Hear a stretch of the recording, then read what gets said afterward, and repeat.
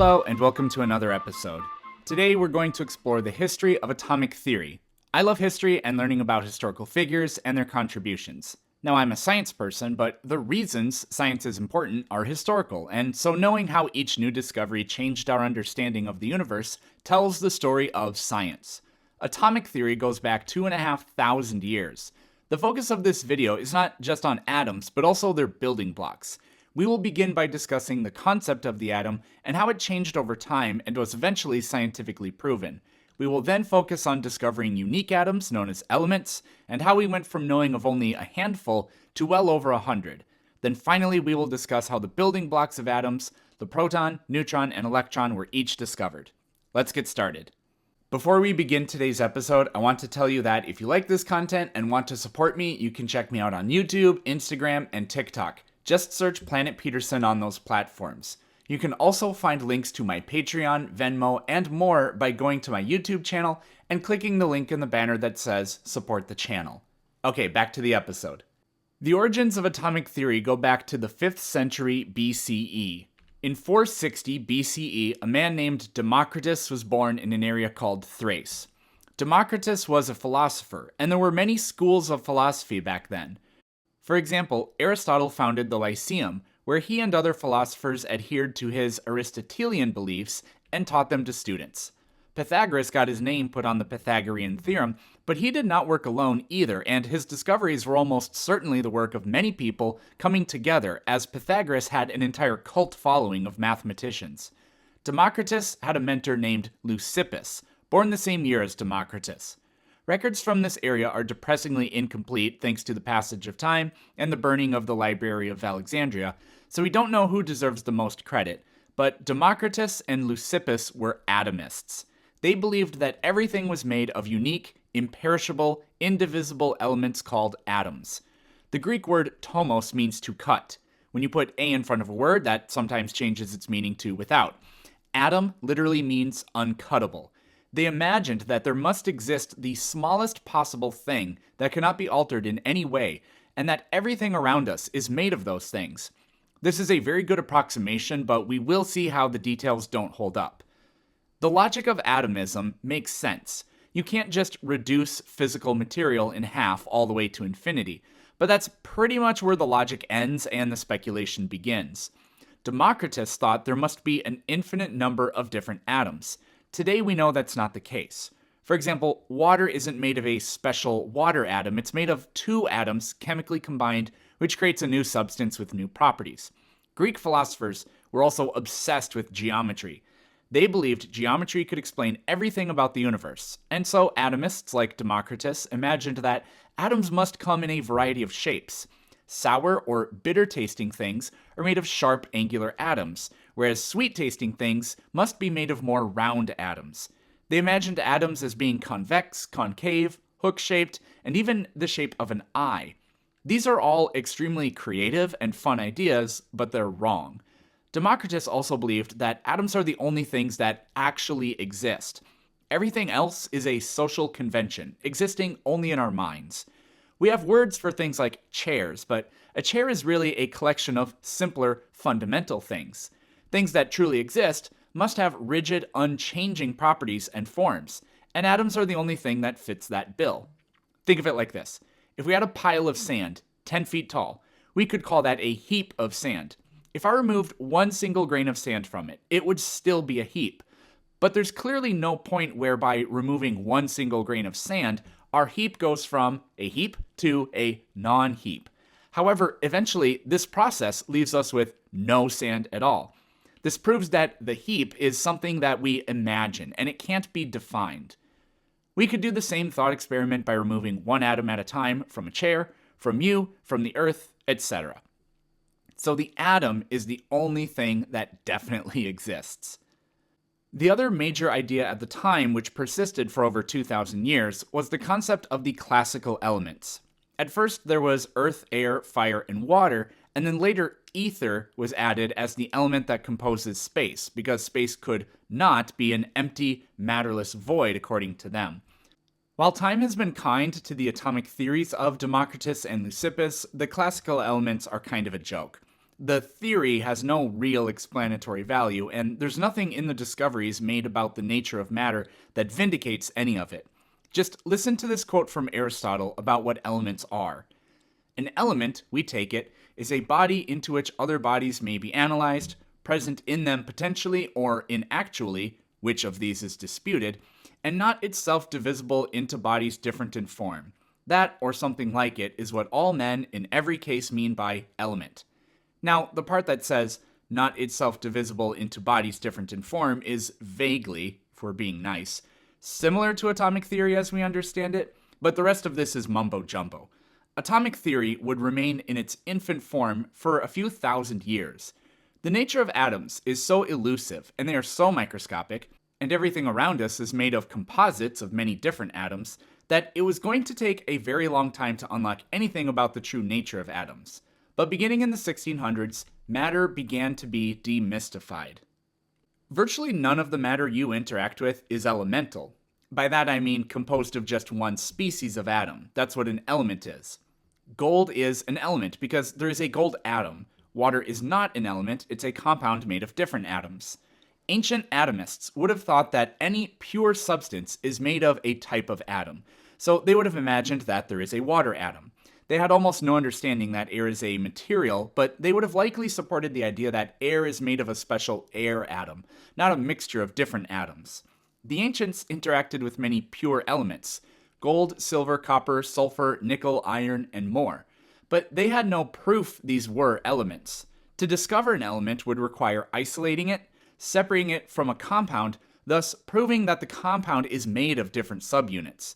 The first element to be discovered experimentally was phosphorus by Hennig Brand in 1669.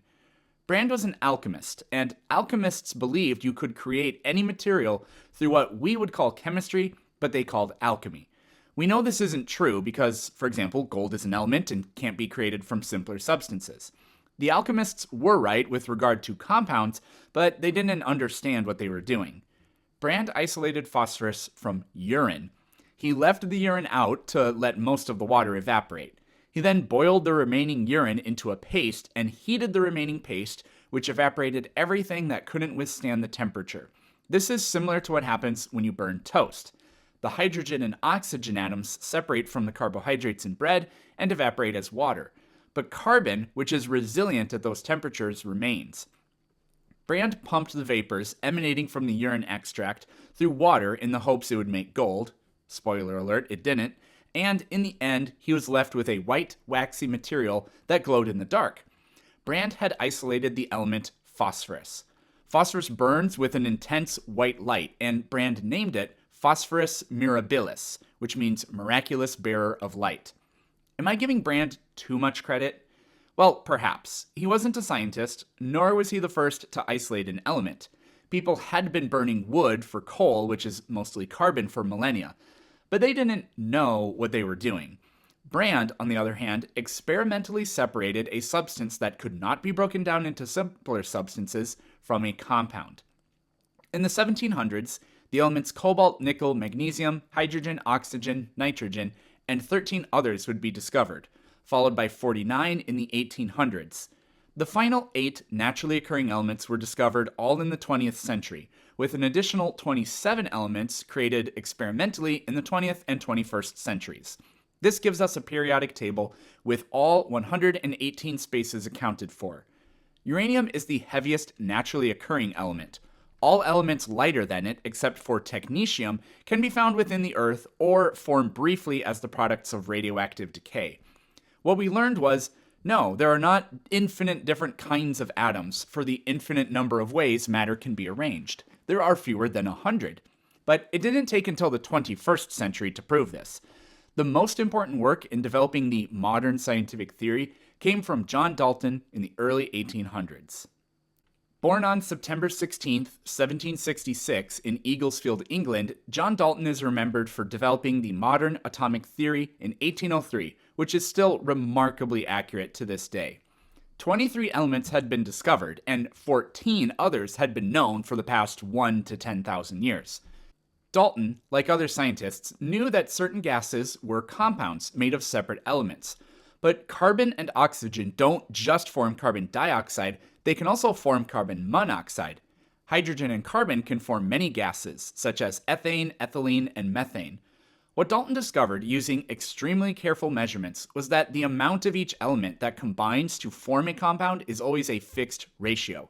Today, this study is called stoichiometry, and it's a way to measure and predict how much of one element will combine with another. For example, if you have 4 grams of hydrogen gas and you want to make methane, you will need to mix it with exactly 12 grams of carbon, yielding 16 grams of methane. However, if you want to produce ethylene gas, you'll need 24 grams of carbon, but still the same 4 grams of hydrogen. Different compounds require different unique proportions of each element, which you can ultimately see in the chemical formula and structure for each compound. Dalton also observed that after creating a compound from elements, you could always obtain those elements again by chemically breaking the compound down. This meant that the atoms themselves remain wholly intact the entire time. Based on these and other observations, Dalton proposed his atomic theory. 1. Elements are made of extremely small particles called atoms. 2. Atoms of a given element are identical in size, mass, and other properties. Atoms of different elements are different in size, mass, and other properties. 3. Atoms cannot be subdivided, created, or destroyed. 4. Atoms of different elements combined in simple whole number ratios to form chemical compounds. And finally, number 5, in chemical reactions, atoms are combined, separated, or rearranged. Dalton's atomic theory has been refined but not overturned by our modern understanding of atoms, much like how Einstein refined our understanding of gravity without disproving Isaac Newton's laws. Dalton's first point is completely true. Dalton's second point is not entirely true. Today we know that elements can have different isotopes. This will make their mass vary slightly different, but their chemical properties are identical. 2 different elements can have the same mass, but they always have different properties. Dalton's third point is false based on what he believed about atoms. We know that we can split the atom, such as what happens during fission, and we know atoms can be fused, such as in the cores of stars or in particle accelerators, and we know that radioactive elements transform into other elements. We could imagine this as partially true in the sense that if you split an atom, it ceases to be that particular atom. It will become 2 different elements. Dalton's fourth and fifth points are completely true. The 1800s were a remarkable century for science. Michael Faraday and James Clerk Maxwell unraveled the mysteries of electricity and magnetism. Charles Darwin and Alfred Russel Wallace revealed how populations and species change over time and evolve into new forms. And, one by one, the elements that make up everything, were being discovered. They must have felt extremely confident, like they were on their way to knowing everything about the nature of matter itself. But in 1897, another British scientist discovered that atoms aren't the entire story. The ancients knew that rubbing wool onto amber would make small fragments of the material cling to it. The Latin word for amber is electrum, and Francis Bacon coined this phenomenon the electric attraction. Aristocratic folk entertained guests with cute little demonstrations on what we today would call static electricity. Showmen drew huge crowds demonstrating the electric phenomenon. Although the sparks generated from these demonstrations resembled lightning, the conventional thought at the time was that lightning was a supernatural phenomenon, not a natural one. Sometimes, lightning killed animals or people or burned down barns. It was unthinkable to most people that random events could cause so much suffering. This belief was overturned by Benjamin Franklin. No, Benjamin Franklin didn't fly a kite into a lightning storm. No, the kite did not get hit by lightning. That would have killed him to death. What really happened is, during a mild rain, Franklin flew a silk kite with a metal rod attached to it. The rope was made of hemp, the end of which had a key tied to it. Franklin held a silk rope tied to the end of the hemp rope. Silk is a bad conductor, so this keeps the electric charge inside the hemp rope. When Franklin brought his hand near the key, sparks emanated from it towards his hand. This was arguably the greatest scientific discovery of the 1700s. The most important discoveries are ones that demystify natural phenomena, and Franklin did just that. But every new discovery leads to new questions. Michael Faraday and James Clerk Maxwell showed the world how electricity and magnetism are linked together, and how electricity can flow through wires. Electricity was no longer thought to be produced from positive and negative electrical fluids, but from matter itself. Scientists hypothesized that matter is composed of positive and negative subatomic particles, which exist in equal quantities and neutralize each other within the atom. But this was all pure speculation at the time. In 1897, J.J. Thomson, a British scientist, discovered the first evidence of this. There are these things called cathode ray tubes. They look like giant elongated light bulbs. When you connect them to electricity, a bright, usually green beam forms inside them, like a neon sign, but the beam is narrow and doesn't fill up the whole tube. A quick Google search will be your ally here. The beam of light in the middle was first thought to be electromagnetic radiation, but this beam could be attracted or repelled with a magnet. Electromagnetic radiation doesn't do that because it has neither mass nor charge. Only matter can do that. The beam of light in the tube is a product of whatever gas is inside the tube. Different gases produce different colors. Thomson discovered that this beam has mass, and he was able to figure out the mass of the particles that make up the beam, and found it was nearly 2,000 times less than the mass of the lightest element, hydrogen. The critical detail was, no matter what gas was put in the cathode tube, the mass of the ionized beam was constant. This demonstrated that something with a negative charge was being separated from matter, and that it must be a universal building block of matter because it has the same mass in every element. This was the discovery of the electron. Thomson first called these particles corpuscles, but the name was changed by scientific convention. The existence of the electron basically proved there must also be positively charged subatomic particles. The hunt was on to find it. In 1886, Eugene Goldstein, a German physicist, discovered positively charged rays inside of discharge tubes. This predates the similar phenomenon that led to the discovery of the electron by over a decade. However, these anode rays always had different mass-to-charge ratios. Anode means positive charge, cathode means negative charge. The varying mass in the anode rays meant the existence of these anode rays could not be attributed to a single particle. Today we know this is because the nucleus of each atom is composed of multiple protons and neutrons tightly joined together, except in the case of hydrogen. At the turn of the 20th century, what scientists knew was atoms exist, there are dozens of unique atoms which make up elements, and they definitely contain a negative particle, the electron, which accounts for approximately 1/2000th of the mass, and overall, atoms are neutral. J.J. Thomson's model of the atom was dubbed the plum pudding model. Thomson imagined the electrons evenly distributed throughout a positively charged matrix, which explained how atoms have a much heavier mass than the electron they contain and how they are neutral. It's probably easier to think of the electrons like chocolate chips, and the rest of the atom is the cookie they're embedded in. Now, although we cannot see atoms, we can still figure out how they're structured. In science, we develop models and use those models to make predictions. Models that make accurate predictions are taken to be true.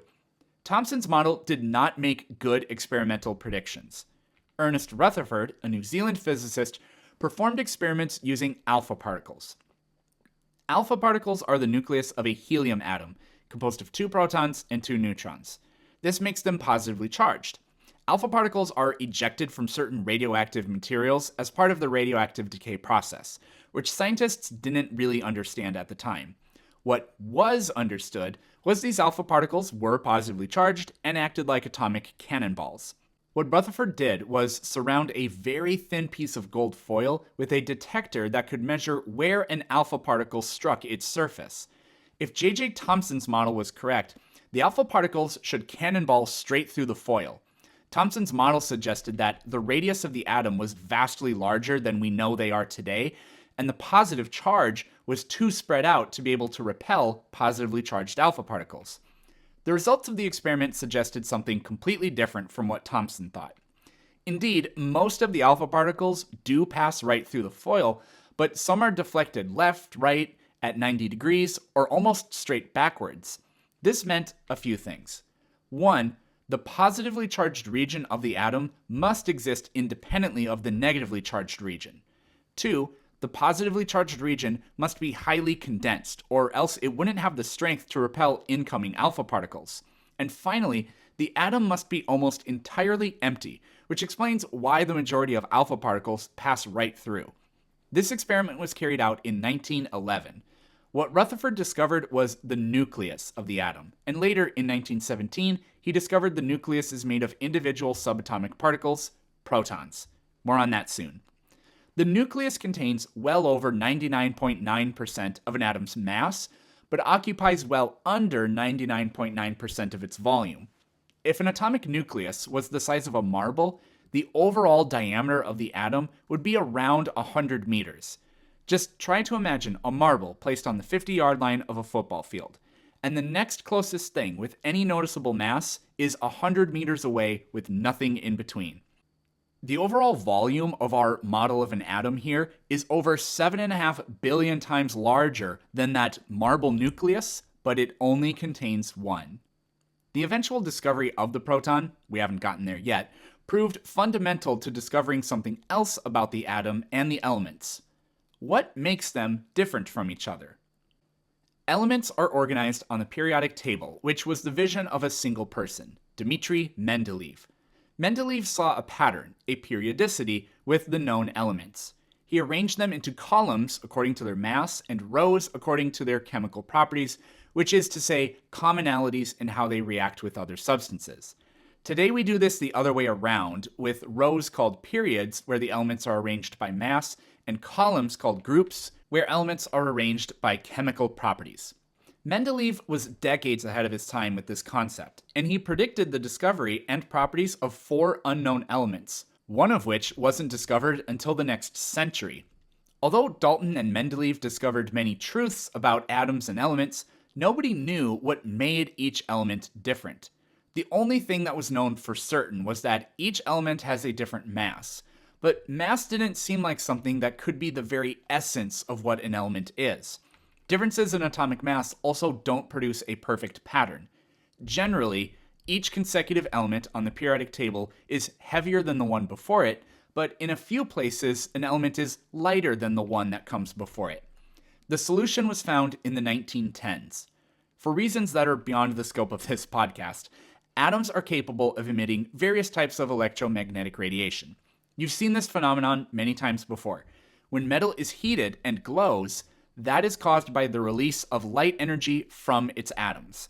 Atoms can also emit X-rays, which are just a different type of light, across a wide range because all electromagnetic waves come in a range of wavelengths. An English physicist named Henry Moseley discovered that each element emits a highly specific range of X-rays, and the range of X-rays they emit forms a perfectly repeating pattern that matches the sequence of elements on the periodic table. For reasons that are, again, beyond the scope of this podcast, the emission was known to be released by electrons. Since each element produces a unique X-ray spectrum, they must therefore be composed of a unique number of electrons. And since atoms are electrically neutral, they must also contain the same number of positively charged particles to neutralize those electrons. In 1917, Ernest Rutherford would confirm the existence of those particles, and they became known as protons. Sadly, Moseley was killed during battle in World War I in 1915. He had given up physics to serve his country and gave the ultimate sacrifice. Moseley's law, as it is known, is a fundamental scientific principle when it comes to an understanding of nature of atoms. Every atom has a unique atomic number, as Moseley called it. This atomic number is the number of protons it contains. Every gold atom in the universe has precisely 79 protons, and no other element does. If you could, through the powers of magic or physics, add a single proton to the nucleus of every atom in a solid bar of gold, the entire thing would become mercury, the 80th element. On the other hand, an element can surrender one of its electrons, or steal one, and it still remains the same element, albeit with a positive or negative charge. Atomic number superseded atomic mass as the defining feature that differentiated one atom or element from the next. But atomic mass was still presenting science with a significant problem. It took the discovery of the final subatomic particle, the neutron, to solve this problem. Thanks to all the scientists so far mentioned, and many others like Niels Bohr, Henry Becquerel, and more that I don't have time to discuss, we had an ever-increasingly clear picture of what makes up atoms. We knew that every element has a unique atomic number, how many protons its nucleus contains, and that an atom will have an equal number of electrons occupying different orbitals within energy levels surrounding the nucleus. But there was one glaring problem. Hydrogen, the simplest element with an atomic number of 1, has a mass of, let's just say, 1. This is what we call its atomic mass unit, or AMU, and it is essentially equal to the mass of 1 proton. Helium, the second simplest element with an atomic number of 2, has an AMU value of 4. How can helium be 4 times more massive than hydrogen? Beryllium, the fourth element, has an AMU value of 9, so it's more than twice the mass of helium, despite being only twice its atomic number.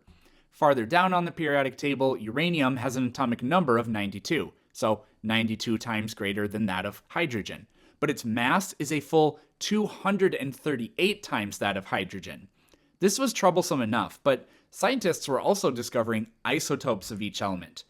According to Dalton's atomic theory, atoms of a given element are identical in size and mass and other properties. Atoms of different elements differ in size, mass, and other properties. But in the 1910s, yet another English physicist named Frederick Soddy discovered that there are 40 unique radioelements between uranium and lead, although the periodic table only allows for 11 elements. As it turns out, each element can have slightly different masses. Most carbon atoms in the universe have an AMU value of 12, but some of them have an AMU value of 14, the same as nitrogen. These are the isotopes, variations of the same element that differ in mass. Rutherford had imagined that perhaps elements had nuclear electrons, which did not add mass but made the atoms neutral.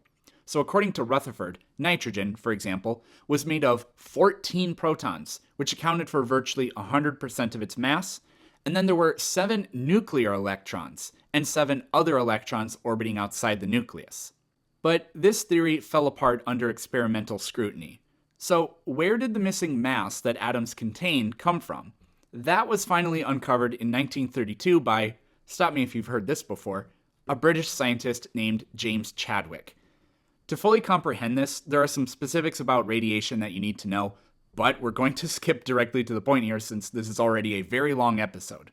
Remember those alpha particles we discussed earlier?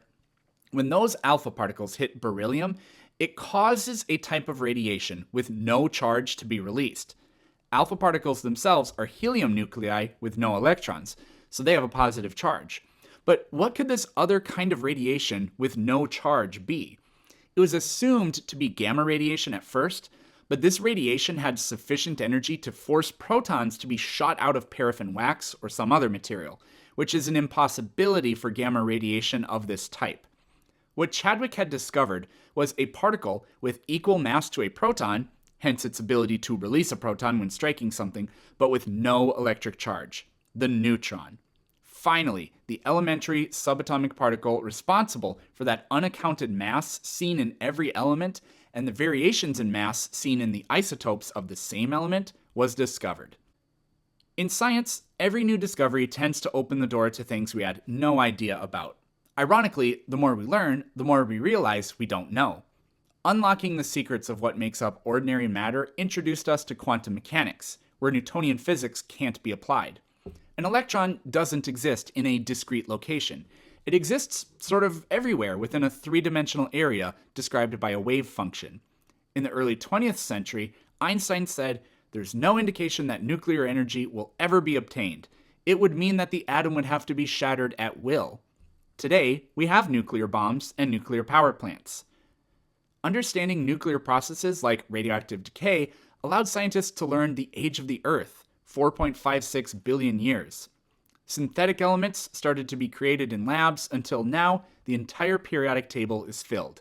And it turns out these elementary particles aren't all there are either. Protons and neutrons are made of quarks.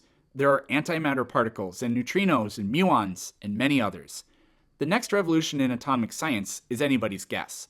The important thing to keep in mind is not to assume we have everything figured out. That does it for this episode. Thanks for listening.